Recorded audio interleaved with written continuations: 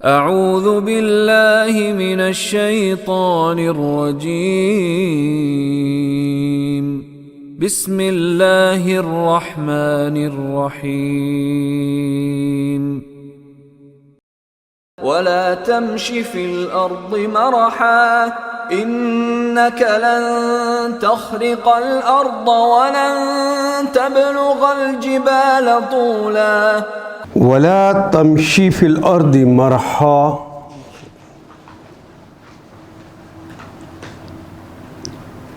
إنك لن تخرق الأرض ولن تبلغ الجبال طولا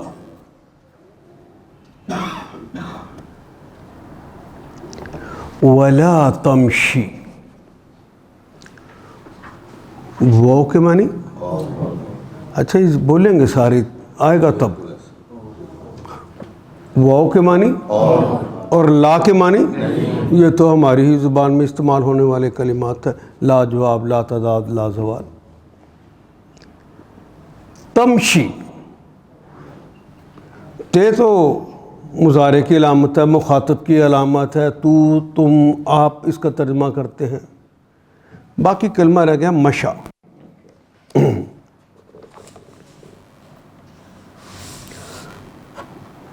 اردو میں ایک کلمہ استعمال کیا جاتا ہے بدمعاش جانتے اس کے کیا معنی ہے بدمعاش کے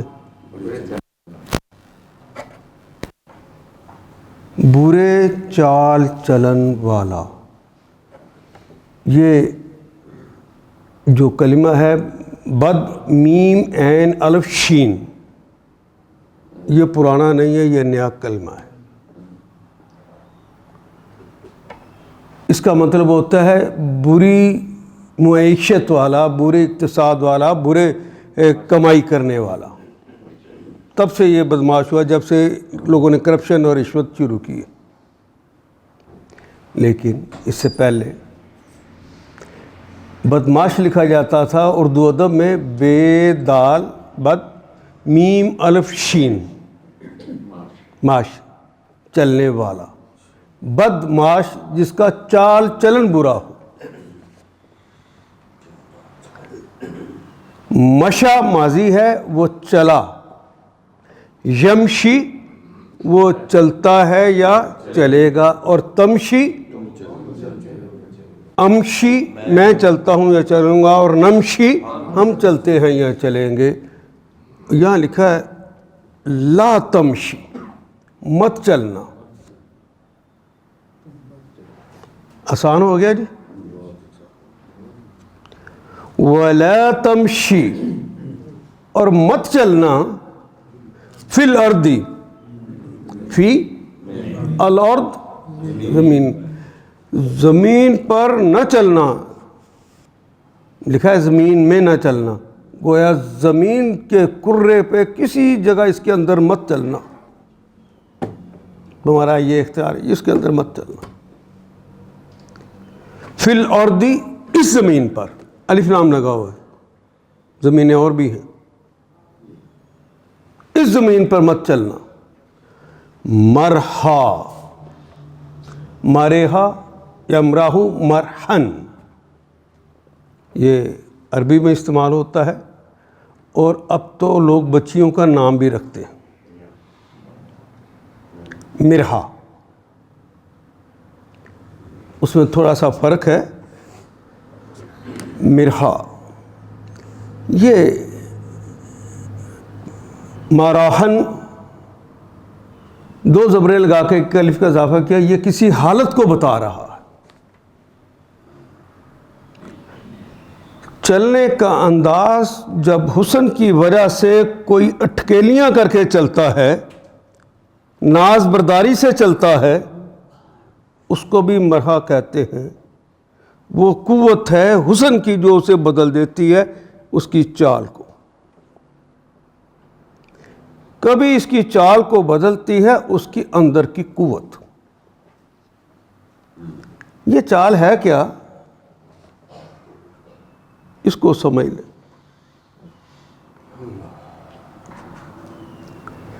یہ بات بھی آپ کو تب سمجھ آئے گی آپ میرا ساتھ دیں گے تو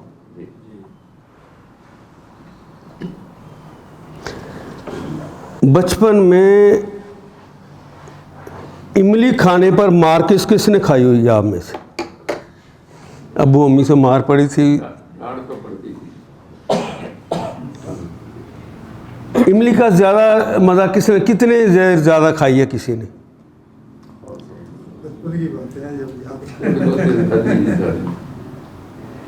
جس نے جتنی زیادہ املی کھائی ہے اتنا زیادہ منہ میں پانی آ چکا ہے. جس نے اس کا مزہ ہی نہیں چکھا اس کو آیا ہی نہیں.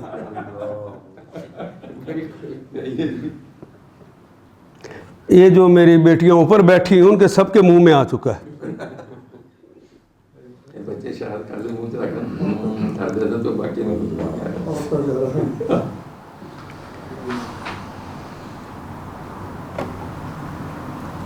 یہ آپ نے منہ میں کوئی چیز رکھی تو نہیں نا؟ سوچ ہے. سوچ غیر مادی چیز ہوتی ہے. غیر مادی چیز مادی نتائج مرتب کر دیتی ہے. یہ منہ میں جو پانی آیا ہے مادہ ہے نا.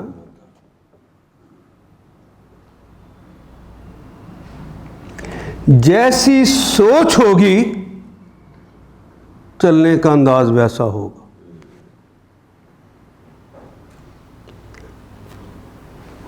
ذہن کی عکاسی انسان کے چلنے کا انداز کرتا ہے. چہرے کے بارے میں کہتے ہیں انڈیکس آف مائنڈ. جو سوچو گے چہرے پہ لکھا ہوگا.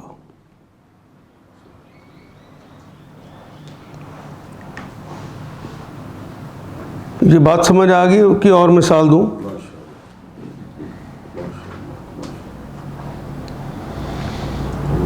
اور آپ کا تجربہ بتائے گا.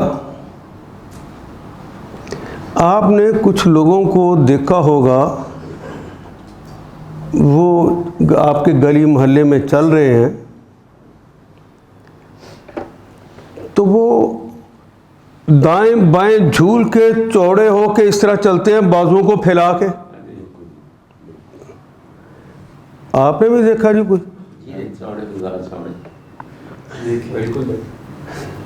حجام کی دکان سے نکل رہے ہوتے ہیں تو بازوؤں کو اس طرح کیا ہوتا ہے تو ہم چورے بازار چھوڑے. محاورہ ہے ہماری بات. چلتے ہیں تو دائیں بائیں جھول کر چلتے ہیں. یہ وہ شخص ہے جس کی سوچ میں آ گیا کہ میں ایک طاقتور آدمی ہوں اور میں ان سب پہ بھاری ہوں. اس کے دماغ کے اندر یہ غرور اپنی قوت کے ساتھ موجود ہے.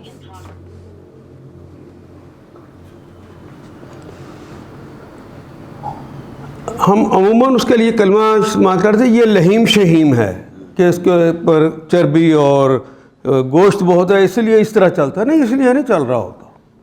اس کا گوشت سے کوئی تعلق نہیں ہے. اس کا چربی سے بھی کوئی تعلق نہیں ہے. اس کے موٹے ہونے سے کوئی تعلق نہیں ہے. سوچ سے تعلق ہوتا ہے. لاہور ہی کے اندر ایک زبان میں محاورہ ہوا اور محاورے جو ہوتے ہیں وہ صدیوں کا عمل بناتا ہے. لاہور میں ایک اصطلاح استعمال ہوتی ہے تیلا پلوان. ہوتا وہ تیلا سا ہی ہے لیکن بازو پھیلا کر چلتا ہے، جھوم کے چلتا ہے.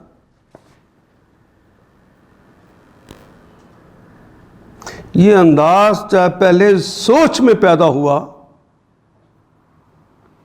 اس سوچ نے چونکہ اعصاب کو کنٹرول ہی دماغ کرتا ہے تو اس کے چلنے کا انداز ایسا بنا دیتا ہے کہ دور سے پتہ چل جائے کہ یہ اپنی طاقت کے نشے میں. یہ عام آدمی نہیں رہا اب.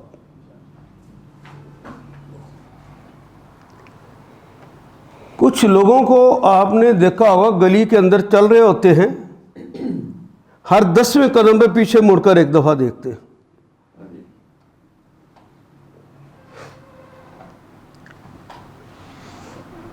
یہ بہت سازشی لوگ ہوتے ہیں لیکن ساتھ جذباتی بھی ہوتے ہیں. ان کی سازش عموماً پکڑی جاتی ہے، جس کی وجہ سے جھگڑا ہو جاتا ہے۔ اور کچھ لوگ ہوتے ہیں جو مسلسل چلتے رہتے ہیں، جب گلی کی نکڑ آتی ہے پھر پیچھے مڑ کر پوری طرح دیکھتے ہیں۔ یہ ہے وہی قبیل، لیکن بہت گہرا سازشی ہے۔ پہلے سوچ اس کی یہ پیدا ہوئی تو یہ انداز اس کو نصیب ہوا۔ نہ خود کسی پہ اعتماد کرتا ہے، نہ اس کو یقین ہوتا ہے کوئی مجھ پر کوئی اعتماد کرتا ہے۔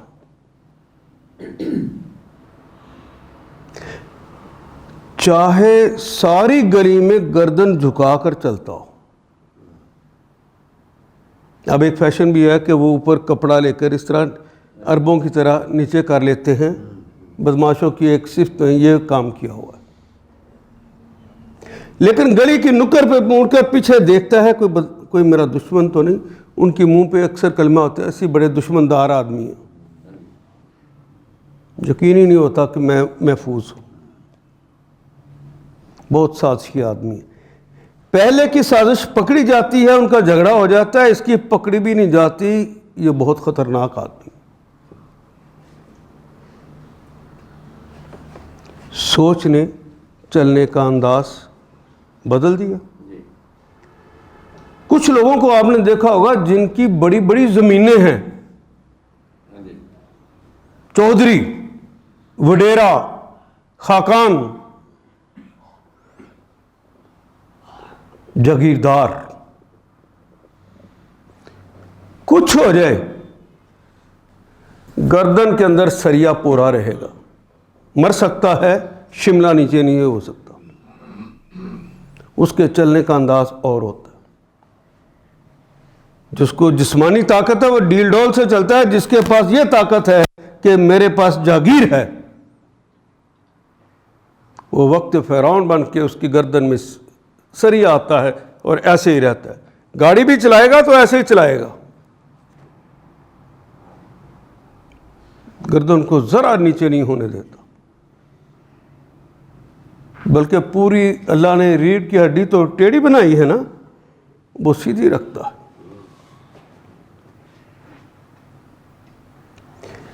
جس کے دماغ میں یہ سوچ ہے کہ میرے ہاتھ میں سیاسی قوت ہے،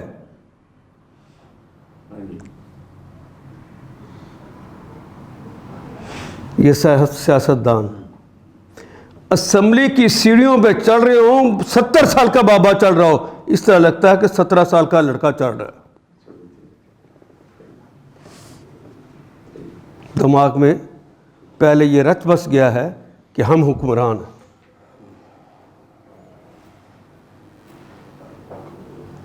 جب لوگوں کے اندر چلتا ہے تو قدم رکھ کے شاہانہ انداز پیدا کرنے کی کوشش کرتا۔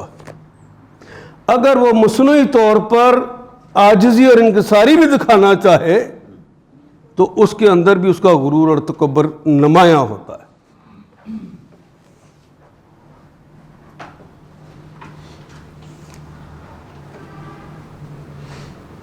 بیوروکریٹس،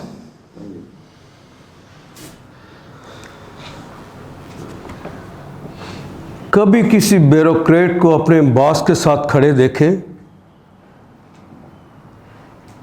باس کے سامنے وہ اس طرح ہوتا ہے جس طرح اس کا زرخی غلام ہو، اور اپنے جونیئر کے سامنے وہ ہو تو خدا ہوتا ہے۔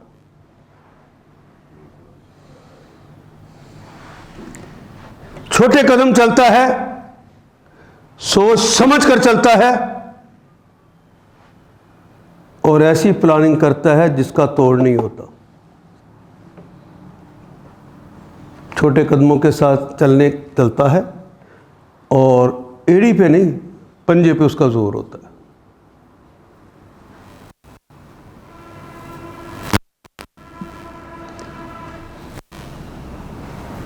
جیسی سوچ ہوگی ویسے چلنے کا انداز آ جائے گا۔ اللہ کہتے ہیں پہلے اپنی سوچ کو بدلو۔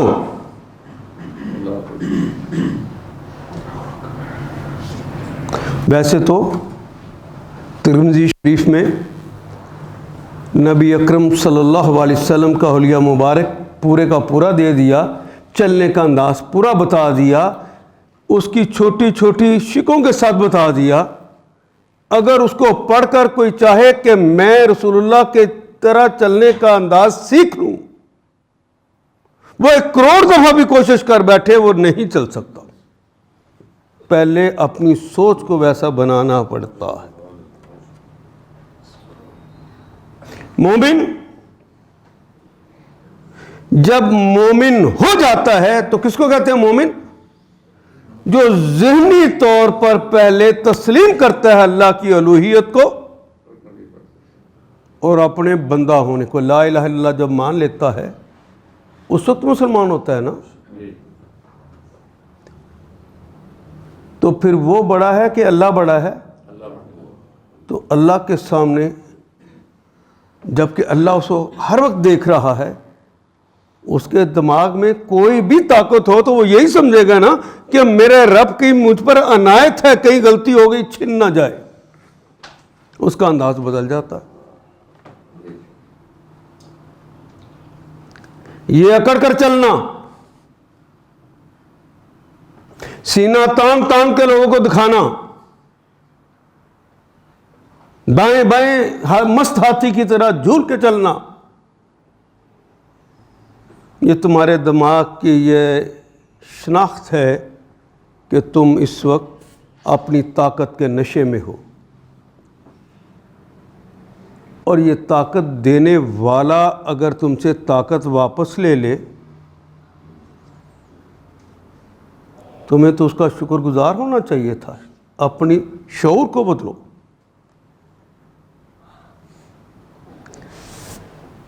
تاریخ میں آپ نے دیکھا ایک زمانہ تھا محمد علی کلے،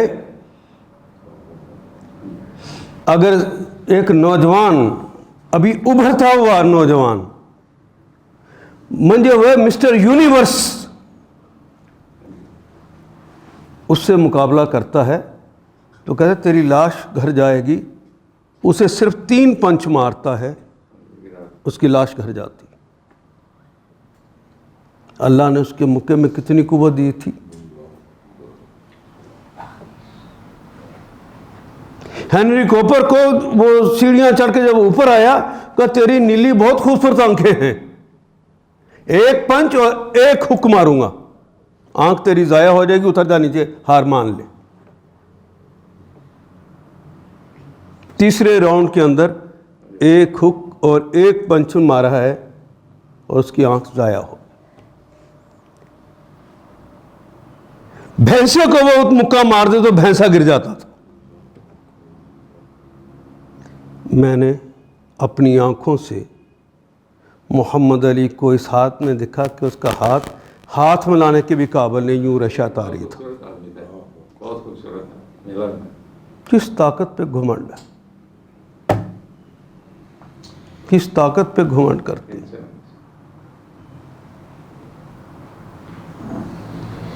وہ ہیرو تھا.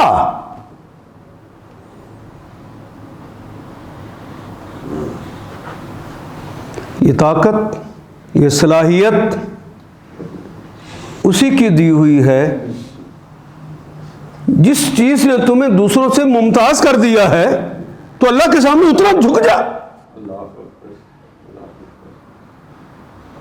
لیکن آپ نے دیکھا آپ کی وہ کھلاڑیوں والی وردی دیکھ کے مجھے یاد آ گیا،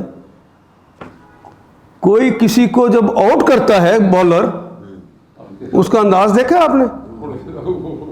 صرف اس کا انگوٹھا والا حصہ زمین پہ رہ جاتا ہے، باقی سارا اونچا ہو جاتا ہے. وہ کائنات میں اپنے برابر کسی کو نہیں سمجھ رہا ہوتا.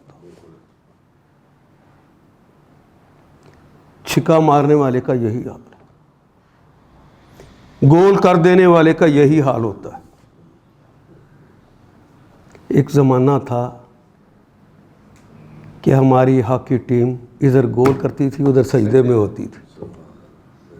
یہ ہے یاد نا جی؟ اب جو بھی اس پلیئر اس زمانے کو یاد کرے گا تو ان کی کامیابیوں کا بھی وہ تذکرہ کرے گا کہ کس طرح وہ کامیاب ہوتے تھے. وہ تو سجدے میں گر جاتے تھے. اور جب سے وہ لوگ نہیں ہیں, اب ہاکی کا نام کبھی سنا؟ تمہاری طاقت اس کی دی ہوئی ہے, اور جب یہ نعمت ملے تو اس کا شکر ادا کرنا چاہیے. اور نعمت جب کسی کو مل جاتی ہے تو اس کے شکریہ کا طریقہ یہ ہوتا ہے کہ جس لیے اللہ نے وہ نعمت دی ہے اس کو اس کے لیے استعمال کر دے. اگر جسمانی طاقت کی دی ہے تو اپنے جسم کو مسلمانوں کے دفاع کے لیے لگا دے, ان کی مال و دولت اور عزت و ناموس کی حفاظت پر لگا دے. اگر ذہنی طور پر دی ہے تو لوگوں کو سیدھے رسے پہ لگانے کے لیے چل دے, ان کے معاملات کو سلجھانے پہ لگا دے. شکریہ ادا ہو رہا ہے. ہم زبان سے 50 دفعہ بھی کہیں اللہ تیرا بڑا شکر, وہ اس کو قبول نہیں کرتا جب تک جو نعمت ملی ہے اس کو اس راہ پہ تو لگاتا نہیں.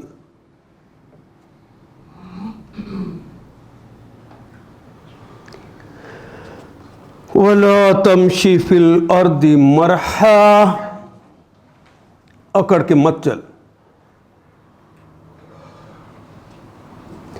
اور دیکھیں ادب کے اعتبار سے کیا زبردست جملہ اللہ نے استعمال کیا. یہ اکڑ اکڑ کے کیوں چلتے ہو؟ جو اکڑ کے چلتے ساتھ ایڑیاں مار کے چلتے. سنیے, انکا, انا کاف مخاطب کی علامت آ گئی. انا کا بے شک تو, لن یہ مستقبل میں نفی کرتا ہے, نہیں, لن نہیں, تخرقہ یہ خرقہ یخرق کو کہتے ہیں زمین کو پھاڑ دینے کو. لن تخرق الارض, نہ تو دھرتی کا سینہ پھاڑ سکتا ہے. حیثیت دیکھ تو اپنی طاقت کے نشے میں ہے. دھرتی کا سینہ تو نہیں پھاڑ سکتا, ایڑیاں تو بڑا مارتا. اور جب ہم اجازت دے دیں تو بیج کے اندر سے ایک کمپل بڑی ہی نرم و نازک نکلتی ہے, تو دھرتی کا سینہ پھاڑ کے باہر آ جاتی جب ہم اجازت دیتے. قوت ہماری ہے, تمہاری نہیں ہے. میں کوئی بات سمجھا سکا جی؟ تو دھرتی کا سینہ نہیں پھاڑ سکتا, کیوں ایڑیاں مارتا ہے؟ پنجابی میں ایک محاورہ, موڈیاں سے تھکدا ہے. اکڑ دیکھے, یہیں رہ کے اس نے اس طرف تھوک دینا ہے. اپنے اوپر ہی بے شک پڑے, اپنے اوپر بھی پڑتا ہے.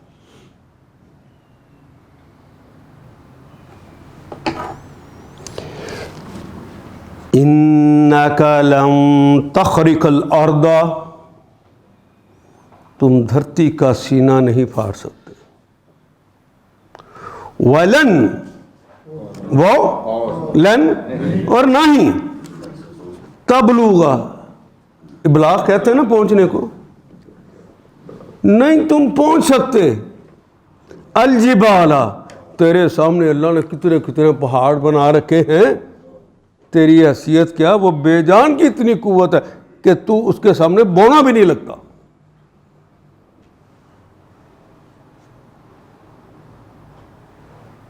ہمالیہ کے اوپر بندہ کھڑا ہونے سے اسے نظر آتا ہے, اور نیچے کھڑا ہو تو اوپر والے کو تو چونٹی بھی نہیں لگتا. یہ تو تیری حیثیت ہے. وَلَن تَبْلُغَ الْجِبَالَ طُولًا, طول کہتے ہیں لمبائی, اس کی بلندی کو تو نہیں پہنچ سکتا, تو کیوں وہ کرتا ہے؟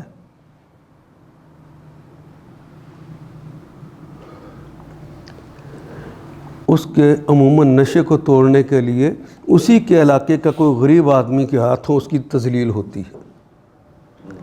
آخر پہ یہی ہوتا ہے نا. وہ وزیر اعظم ہو، وہ صدر ہو، اس کو سلوٹ کرنے والا سپاہی گولی اس کو مار رہا ہوتا ہے. غلط کہہ رہا ہوں؟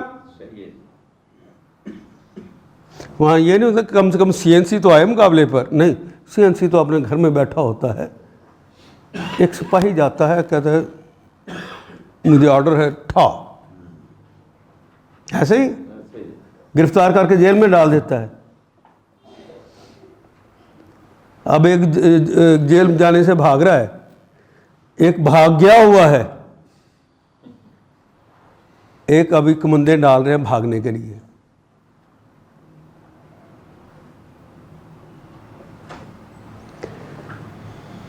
زمین پر اکڑ کر نہ چلو، نہ تو تم زمین کو پھاڑ سکتے ہو، نہ پہاڑوں کی بلندی کو پہنچ سکتے ہو. طاقت کا نشہ جو ہوتا ہے وہ بہت خطرناک ہے.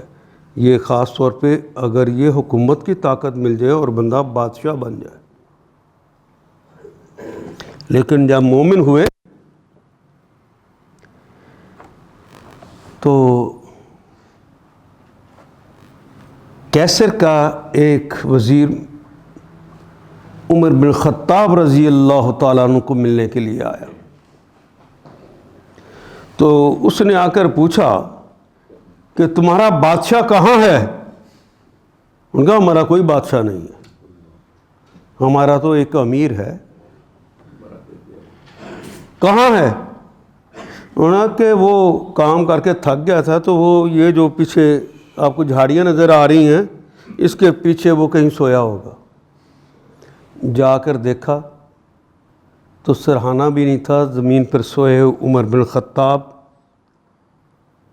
40 لاکھ مربع میل کا حکمران بیٹھا سویا ہوا ہے.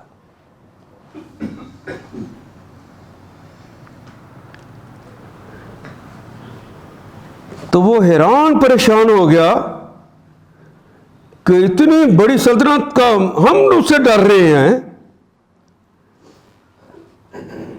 تو بادشاہ کو تو ہم اپنے بادشاہ کو کتنی حراست میں رکھتے ہیں،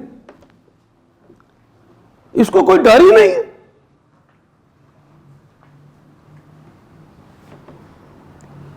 تو جب امیر المومنین کو بتایا گیا کہ کیسر کا ایک مہمان آیا ہے، آپ سے ملنا چاہتا ہے، تو وہ ملے تو پہلا جملہ جو انہوں نے کہا تھا، عدلت فنمت یا امیر المومنین. پتہ چل گیا کہ یہ بادشاہ نہیں امیر ہے، کہ تو نے چونکہ انصاف قائم کر رکھا ہے، عدل قائم کر رکھا ہے، اس لیے تو آرام سے سو گیا ہے. ہمارے بادشاہ اس طرح نہیں سو سکتے. جب سوچ بدلتی ہے تو فاخرہ لباس کے ساتھ عزت و وقار نہیں ہوتا. ایک منظر اور دیکھیے، مسلمان فلسطین فتح کرنے گئے، فتح ہو گیا.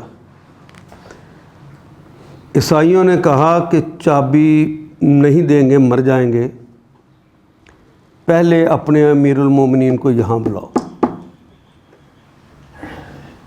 تو مسلمانوں نے کہا خون خرابہ کیوں کرنا ہے، امیر المومنین کو پوچھتے ہیں جیسے وہ بتاتے کہ ان کا مطالبہ یہ ہے کہ چابی ہم تمہارے امیر کو دیں گے، تمہیں نہیں دیں گے، پہلے ہم نے وہ نشانیاں دیکھنی ہیں جو ہم نے کتابوں میں پڑھ رکھی.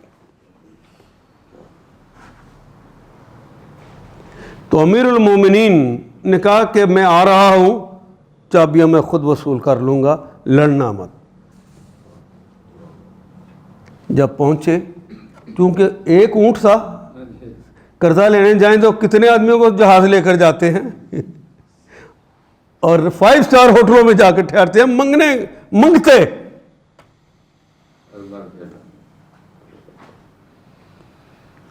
ایک فاتح جا رہا ہے فلسطین کی چابیاں لینے، ایک اونٹ ہے اور ایک ملازم ہے ساتھ. طے ہو گیا کہ رستہ لمبا ہے، کچھ دیر تم اوپر بیٹھنا اور کچھ دیر میں اوپر بیٹھوں گا، آخر اونٹ کا بھی نقصان نہ ہو تو ہم اس طرح راستہ کراس کریں گے۔ اس طرح باریاں لگ گئیں، اور جب فلسطین کے قریب پہنچے تو غلام اوپر تھا، انہوں نے اس کی مہار پکڑ رکھی تھی۔ غرور اور تکبر ہو تو ایسا ممکن ہے؟ فلسطین کے لوگوں نے، عیسائیوں نے سمجھا، راہبوں نے سمجھا کہ جو اوپر بیٹھے ہوئے ہیں یہ امیر المومنین ہیں۔ امیر المجاہدین نے بتایا نہیں حضور، امیر المومنین تو وہ ہیں جنہوں نے مہار پکڑی ہوئی ہے۔ وہ پریشان ہو گئے۔ تو امیر المومنین کا ایک اونٹ تھا، اس لیے باریاں لگا لی تھیں، تو اب اس کی باری، اور قریب پہنچنے پہ غلام نے کہا کہ چابیاں آپ لینے جا رہے ہیں تو اس وقت تو آپ کو اوپر ہونا چاہیے، میں پکڑ تو کہ نہیں، باری تمہاری ہے، حق نہیں مارا جا سکتا۔ کیا کہا ہے؟ اب باری تمہاری ہے، بات تمہاری ٹھیک ہے، لیکن اب باری تمہاری ہے، اس لیے تم ہی اوپر ہوگے، میں مہار پکڑوں گا۔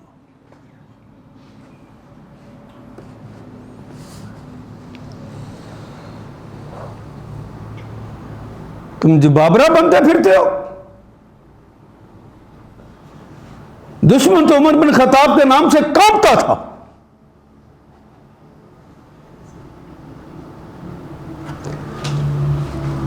اور جب وہاں پہنچے تو انہوں نے کہا اچھا یہ امیر المومنین ہیں، تو امیر المومنین عیسائیوں نے ان سے کچھ اور نہیں سوال کیا، انہوں نے جو لباس پہنا ہوا تھا اس پہ لگے پیوند گننے لگ گئے کہ ہماری کتابوں میں لکھا ہے کہ جب آخری نبی آئے گا اس کا جو ساتھی ہوگا وہ فلسطین کو جب لینے آئے گا تو اس کے اوپر جو لباس ہوگا 12 پیوند لگے ہوں گے۔ ہم تو وہ پیوند گن رہے تھے، تو گنے تو 12 پیوند لگے ہوئے نہ ملے۔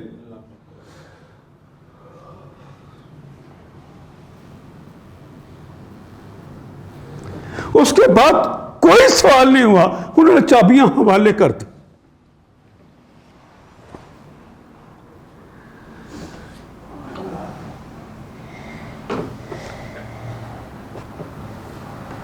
آپ نہیں نا چاہتے کہ اس طرح کا کوئی ہمارا وزیر اعظم آ جائے؟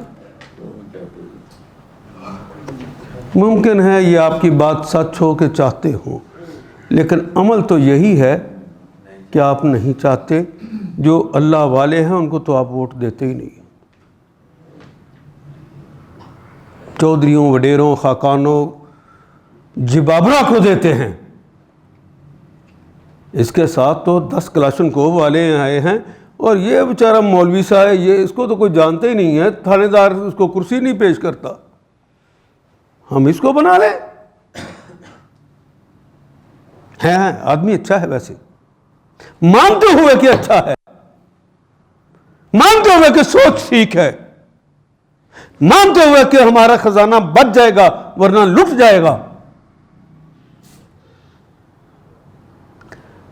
آپ کی اس چال چلن کو کون ٹھیک کرے جو ذہنی طور پر آپ نے غلط کر لیا ہے؟ اس کتاب کے علاوہ کوئی اور ہے؟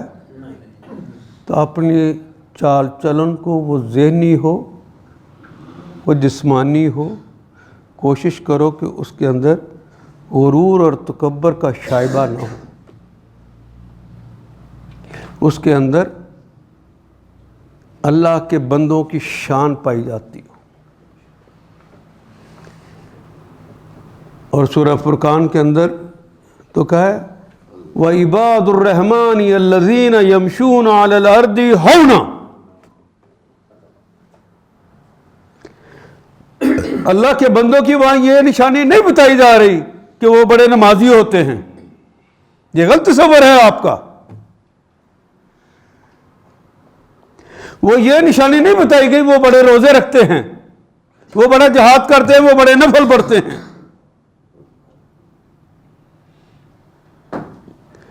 پہلے ان کے اندر کی سوچ ٹھیک ہوتی ہے جو ان کے چلنے کے انداز کو ٹھیک کر دیتی.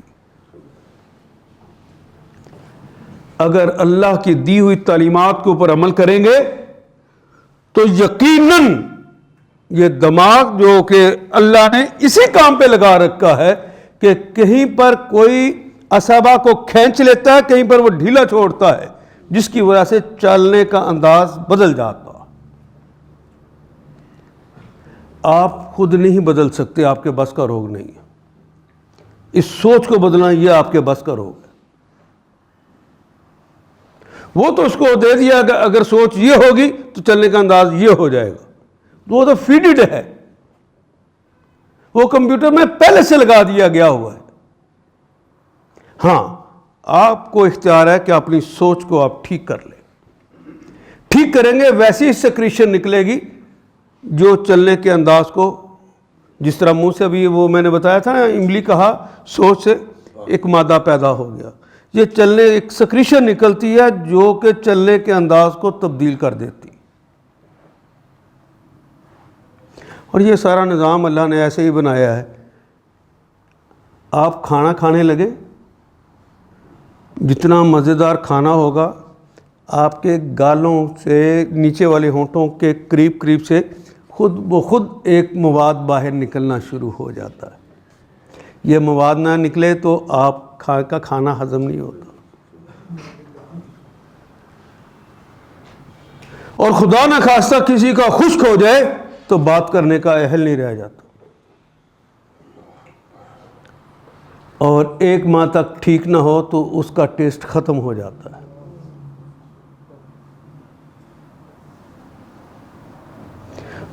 اور مزے کی بات کہ اس کے لیے جل جو لگائی جاتی ہے پاکستان میں ہے بھی نہیں, وہ امریکہ سے منگوانی پڑتی ہے. تو وہ بھی اتنی دیر کا علاج ہے جتنی دیر وہ جل لگی رہے گی. اتنے بکھیڑے کرنے کی بجائے اپنی سوچ کو اللہ کی سوچ کے مطابق کیوں نہیں کر لیتے؟ جو رسول اللہ نے تمہیں تہذیب دی ہے اس کے مطابق کیوں نہیں کر لیتے؟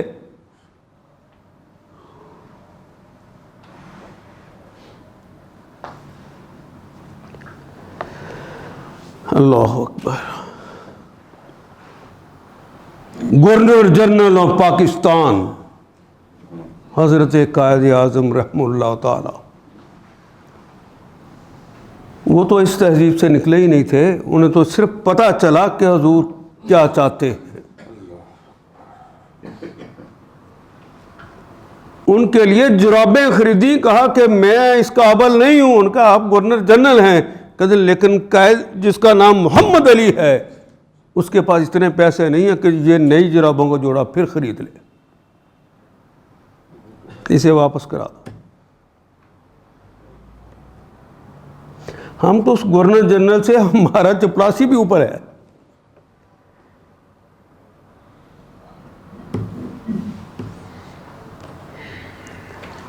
منظر دیکھیں ذرا.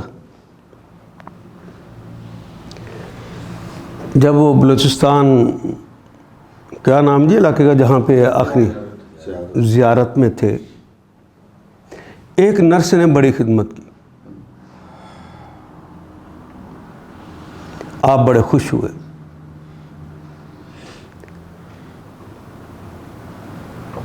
تو اسے کچھ انعام دینا چاہا.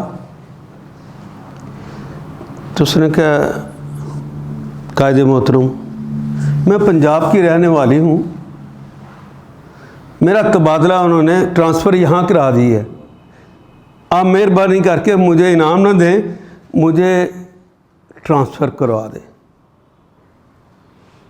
کہ بیٹا ٹرانسفر تو تیرا ڈائریکٹر کرے گا, میں تو گورنر جنرل آف پاکستان ہوں, یہ میرے بس میں نہیں ہے. قانون نے جس کو جو مراد دے رکھی ہیں اور قانون نے جس کو اختیارات جو دے رکھے ہیں, ان اختیارات کو تو وہی استعمال کر سکتا, میں نہیں کر سکتا. آج کا ایم پی اے بھی ہوتا تو کیا کرتا؟ میں اس ڈائریکٹر کی ٹرانسفر کروا دوں گا. ایسا ہی ہے.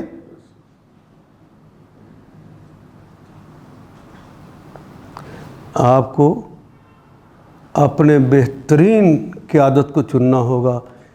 آپ بہت تھوڑے لوگ آتے ہیں درسوں میں,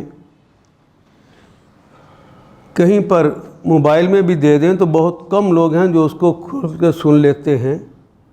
لیکن ایسے لوگوں کی ایک دفعہ حکومت آ جائے تو حکومت کی مشینری سے جب یہ تعلیم عام ہو جائے گی تو ہر بندہ سنے گا یا نہیں سنے گا؟ پھر اپنے آپ کو بدلے گا.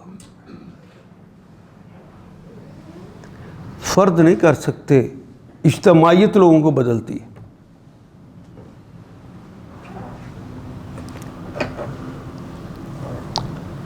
جی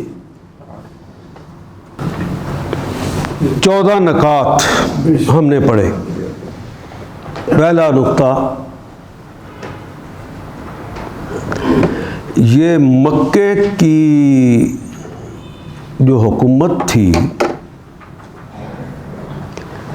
جس طرح مومن مکے میں رہ رہے تھے, جو کسب و مرسی تھی, جو بے بسیاں تھیں, یعنی بے بسی کا عالم دیکھیں.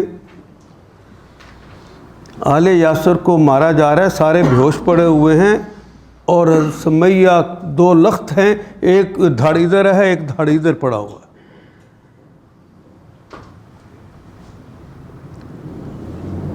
امیہ بن خلف کو, ابو جہل کو حضور کچھ کہہ نہیں سکے, آ کے صرف کہا صبرن یا آل یاسر. کیا بے بسی ہو.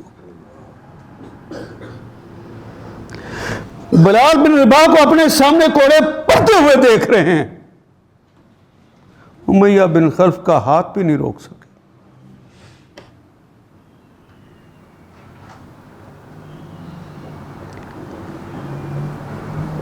اور عین غزوہ احد میں نبی محترم صلی اللہ علیہ وسلم دندان مبارک شہید ہو چکے ہیں, پیشانی زخمی ہو چکی ہے, ایک گڑھے میں گر گئے ہیں, مومنوں کی فتح شکست میں بدل گئی ہے. ایک ہوکال 70 لاشیں تڑپ رہے ہیں.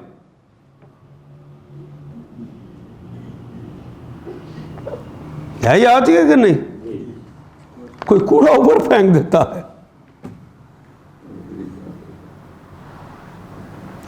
کوئی امریکہ کی سوچ رکھی ہے صاحب, کوئی جس سے قرض لیا ہوا ہے وہ گلے میں پٹا ڈال کے اسے گھماتا ہے کہ آنکھیں باہر نکل رہی ہیں. یہی امریکہ کر رہا ہے. آئی ایم تو اس کا ایجنٹ ہے نا. اس سے بچ کر مدینے کی اسلامی مملکت بنا لو تو ان ساری چیزوں سے بچ جاؤ گے. لیکن اس کے لیے جو صفات پیدا کرنی ہے, پہلی صفت یہ ہے کہ کسی کی عبادت نہ کرو مگر صرف اس ایک اللہ کی. کسی کی پوجا و پرستش نہ کرو, کسی کا کہا نہ مانو. یہ جملہ پھر سے کہتا ہوں, ہمارے پیر صاحب نے کہا تھا, ہمارے مولوی صاحب نے کہا تھا, بات مان لے گا پھر اللہ. لا تعبدوا الا ایاہ. اگر اسلامی حکومت بنانی ہے تو اسلامی حکومت بنانے والے پہلے خود اس میں ڈھلے اور لوگوں کو ڈھالنے کی صرف کوشش کرے. وہ ڈھلے یا نہ ڈھلے, اللہ مدینے کی حکومت بنوا دے گا. لیکن شرط یہ ہے کہ صرف کہنا کس کا ماننا ہے؟ لا تعبدوا الا ایاہ. اور اللہ نے اپنا اتنا اہم جملہ کہنے کے بعد دوسرا ہی کہا ہے وَبِالْوَالِدَيْنِ إِحْسَانًا. یہ بڑی مشکل گھاٹی ہے. میں ایک جگہ درس دے رہا تھا تو ایک پنجابی میں بندہ مجھے کہتا ہے جی بڑا مشکل امتحان ہے, میں بھی ایک ابا پختیا ہے.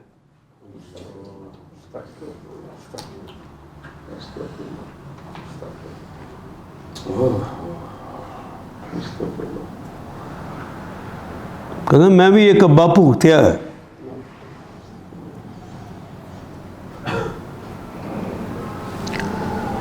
اللہ. ماں باپ کے ساتھ احسان کا رویہ برابری کا نہیں. رشتہ داروں کو اس کو حق دو اور مسکین اور مسافر کا حق دو. کوئی آ جائے کہ میں مسافر ہوں، ہم تو کہتے ہیں فراڈیا آ گیا، ویسی دھتکار دیتے ہیں. فضول خرچی نہ کرو، فضول خرچی کرنے والے شیطان کے بھائی ہوتے ہیں. روک لیا ہے. یہ پیسہ تمہیں اپنے ان عزیز اقارب قریبی لوگوں کے لیے دیا ہے کہ کہیں وہ زندگی کی دوڑ میں بے بس نہ ہو جائے، ان کے لیے لگا دو. وہ اپنے آپ کو کسی سے کمتر نہ سمجھیں. یہ پیسہ ان کے لیے لگا دو، ان کے بچوں کو اچھی تعلیم دلا دو. اس بات کو 2 دفعہ کہا ہے، آگے پھر آئے گا.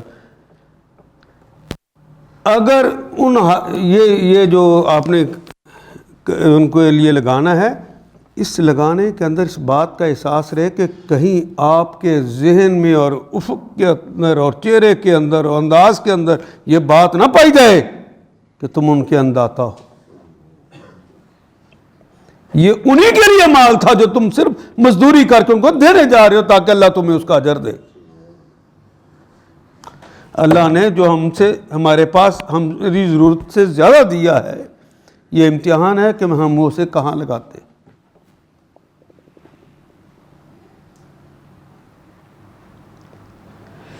اس کی عزت نفس کو مجروح نہ ہونے دینا. اس طرح کا مساج بنا کر اس کے ہاتھ پہ یوں رکھ دینا، وہ مر جائے گا.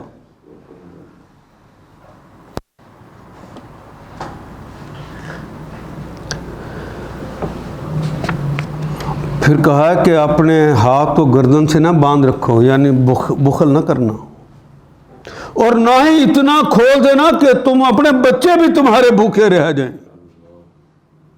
میانہ روی اختیار کرنا. جن لوگوں نے اللہ کے دین کے غلبے کے لیے کام کرنا ہے، ان کو ان صفات کا حامل ہونا ضروری ہے. میں بار بار کہہ رہا ہوں، یہ میں نہیں کہہ رہا، اللہ کہہ رہے. لوگوں نے ایسا کر لیا تو پھر مدینے کی اسلامی حکومت بنی تھی. یہ آخری مکی دور کی یہ آیات ہم پڑھ رہے ہیں. اپنی اولاد کو مفلسی کے ڈر سے قتل نہ کرنا. اس کو میں نے پوری تفصیل سے سمجھا دیا.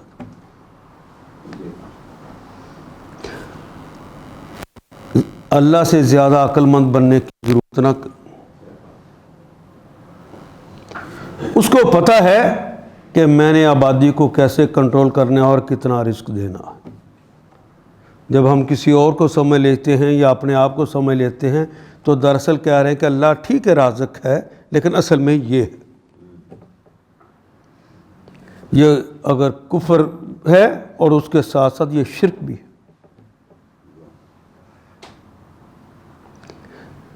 زنا کا نہیں کہا کہ زنا کے قریب بھی نہ پھٹکو. نظر بازی کرو گے تو تب ہے نا. غیر محرمہ سے گفتگو کرو گے اور ملاقات کرو گے، تنہائیوں میں ملو گے تو تبھی یہ سب کو ہو سکے گا نا. تو اس کی تو اجازت دی نہیں تھی. یہ قریب بھی نہ پھٹکو. آواز کلاس میں تو میں خواتین کے لیے کہتا ہوں سوال جو کرنا لکھ کر کرو، مجھ سے ڈائریکٹ تمہاری آواز کا پردہ ہے، کہیں وہ پردہ نہ نکل جائے. میں یونیورسٹی میں بھی کسی کو نہیں بولنے دیتا کہ بیٹیو تمہاری آواز کا پردہ اللہ نے کہا ہے، اس کے اندر اللہ نے بڑی کشش رکھی ہے. تمہاری نیت صحیح ٹھیک ہو، سننے والا اس لوچدار آواز کی وجہ سے پاگل ہو جائے تو اس کا مواد دونوں کے اندر موجود ہے. احتیاط کرنا. رکھ اس لیے دیا ہے کہ کل کو تم نے جب میاں بیوی بننا ہے یہ مواد اس وقت کام آئے گا. اس کے قریب بھی نہ پھٹکنا. کسی بھی جان کو جس کو اللہ نے محترم ٹھہرا دیا ہوا ہے اسے قتل نہ کرنا.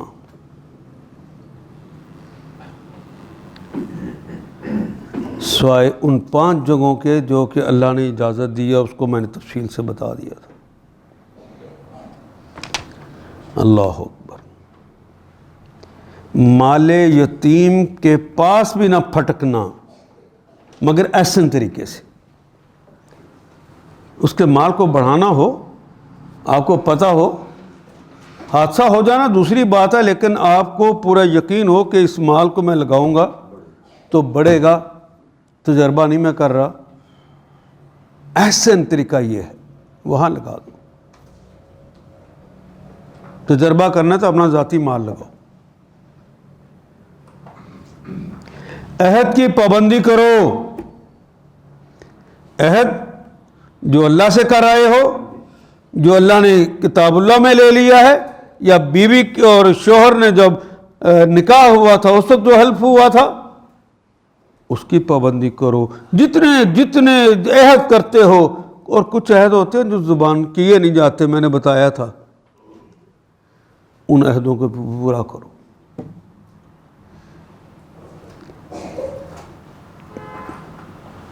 ماپ کے دو یا تول کے دو، پورا دو، گھاٹا نہ کسی کو دو.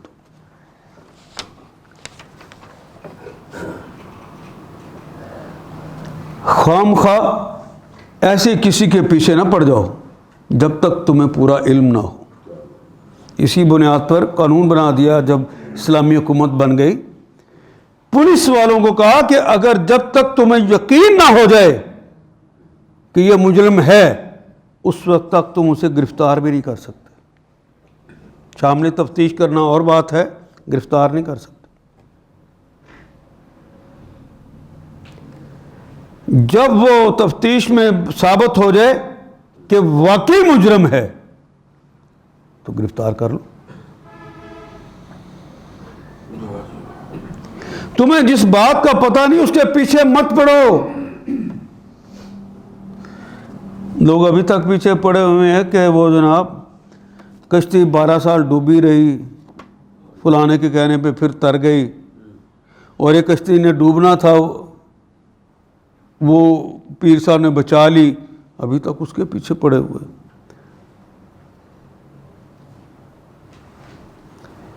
وہ کیا کہتے طاہر القادری صاحب، حضور مجھے ملے اور کرایہ مانگ رہے تھے مجھ سے.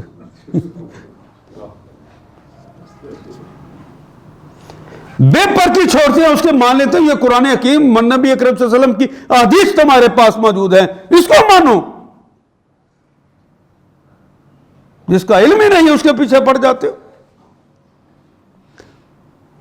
فلاں نے فلاں کو خواب میں دیکھا کہ اس کو عذاب ہو رہا تھا، فلاں کو نے فلاں کو دیکھا وہ اس کو خلت پہنائی جا رہی تھی، حضور سے ملایا جا رہا تھا. کیا کسی کا خواب بھی ہمارے لیے یہ درجہ رکھتا ہے کہ ہماری شریعت میں آ جائے؟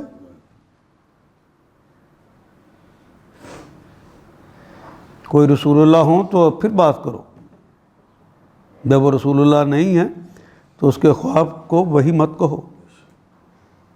اس کا علم ہی نہیں ہے، اس کے پیچھے پڑ گئے. اور زمین پر اکڑ کر نہ چلو. وہ تمہاری جو بھی صلاحیت ہے وہ ہماری دی ہوئی ہے، اس کی وجہ سے غرور اور تکبر میں مبتلا نہ ہونا. یہ 14 چیزیں ہیں، اگر ہیں آپ کے اندر تو آپ کو یہ ٹکٹ ملے گا اللہ کی طرف سے کہ اب غلبہ اسلام کے لیے کوشش کرنے کے آپ اہل ہیں. ورنہ اللہ کے حکم کو آپ نے اپنی ذات کے اوپر اگر نافذ نہیں کیا تو آپ ملک کے اوپر کیسے کریں گے؟ پھر تو آپ کا یہ نعرہ صرف دوسرے سیاستدانوں کی طرح ایک دھوکہ ہے. میں کوئی بات سمجھا سکا یا نہیں؟ ہمارا وقت ہو گیا. اللہ کرے کہ جو وہ لوگ، وہ قوتیں جو دین کے غلبے کے لیے کام کر رہی ہیں، اپنے کم از کم کارکنان کو اس سانچے میں ڈھالنے کی کوشش کرے. بار بار تربیت کا جو نظام چلے، یہ 14 نکات ایسے ہوں کہ بار بار انہیں یاد دہانیاں کرائی جائے. ان النصیحۃ تنفع المؤمنین، یہ بار بار کی نصیحت مومنوں کو فائدہ پہنچاتی ہے. رسول اللہ کہہ گئے، یہ عمل میں ڈھالتی ہے. بہت سارے میرے طالب علموں نے کہا کہ بر صاحب آپ ہی نے اس سے سنا ہے، یہ اس طرح کی بات کر رہے ہیں، ہم نے تو کبھی سنا ہی نہیں. کل قیامت کے روز یہ نہ کہہ سکو گے. کیا باقی لوگوں کا فرض نہیں تھا کہ علم کے حصول کے لیے خود کوشش کرتے؟